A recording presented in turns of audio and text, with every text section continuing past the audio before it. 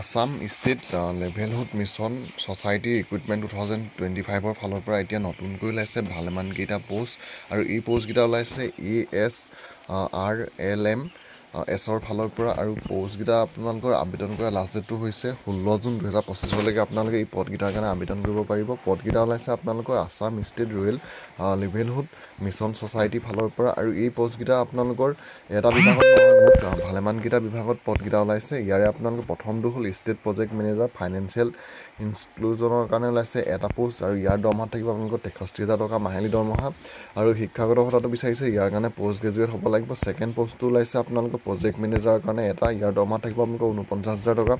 3 number পোষ্টটো ওলাইছে accountant এছিষ্টেণ্টৰ কাৰণে এটা পোষ্ট। 4 নম্বৰটো ওলাইছে ডিষ্ট্ৰিক্ট ফাংচনেল এক্সপাৰ্টৰ কাৰণে এটা পোষ্ট। তাৰপিছত 5 নম্বৰ পোষ্ট ওলাইছে ডিষ্ট্ৰিক্ট ফাংচনেল এক্সপাৰ্ট মাৰ্কেটিঙৰ কাৰণে ওলাইছে 2টা পোষ্ট। তাৰপিছত আপোনালোকৰ ওলাইছে ডিষ্ট্ৰিক্ট ফাংচনেল এক্সপাৰ্ট ফাইনেন্সিয়েল ইনক্লুজনৰ কাৰণে ওলাইছে 3টা পোষ্ট। তাৰপিছত ওলাইছে আপোনালোকৰ district functional expert non farm লিভেলহুডৰ কাৰণে ওলাইছে 13টা পোষ্ট আৰু তাৰপিছত আপোনালোকৰ 8 নম্বৰতে ওলাইছে ডিষ্ট্ৰিক্ট ফাংচনেল এক্সপাৰ্টৰ কাৰণে 12টা পোষ্ট। তাৰপিছত 9 নম্বৰতে ওলাইছে ব্লক প্ৰজেক্ট মেনেজাৰৰ কাৰণে 2টা পোষ্ট। ডিষ্ট্ৰিক্ট একাউণ্টেণ্টছ মেনেজাৰৰ কাৰণে ওলাইছে 2টা পোষ্ট।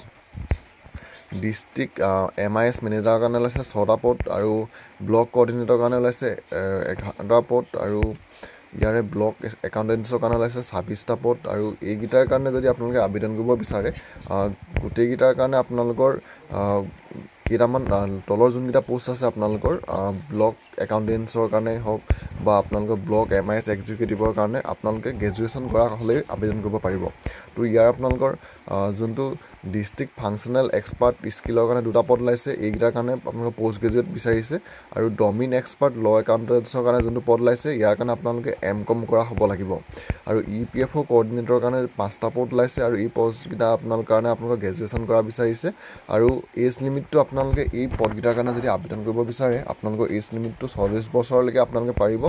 যদিহে SC বা ST হয় আপোনালোকে 5 বছৰ বেছি হ'লেও পাৰিব, OBC হ'লে 3 বছৰ বেছি হ'লেও পাৰিব আৰু PWD সকলে 10 বছৰ বেছি হ'লেও আপোনালোকে আবেদন কৰিব পাৰিব। ইয়াৰ যি অনলাইন আবেদন সেয়া বৰ্তমান আৰম্ভ হ'ব 19 মে 2025 পৰা আৰু অনলাইন আবেদন কৰাৰ লাষ্ট ডেট হৈছে 16 জুন 2025। তো আপোনালোকে 19 মে 2025 পৰা এই পদকেইটাৰ কাৰণে 16 জুন 2025লৈকে অনলাইন যোগে আবেদন কৰিব পাৰিব।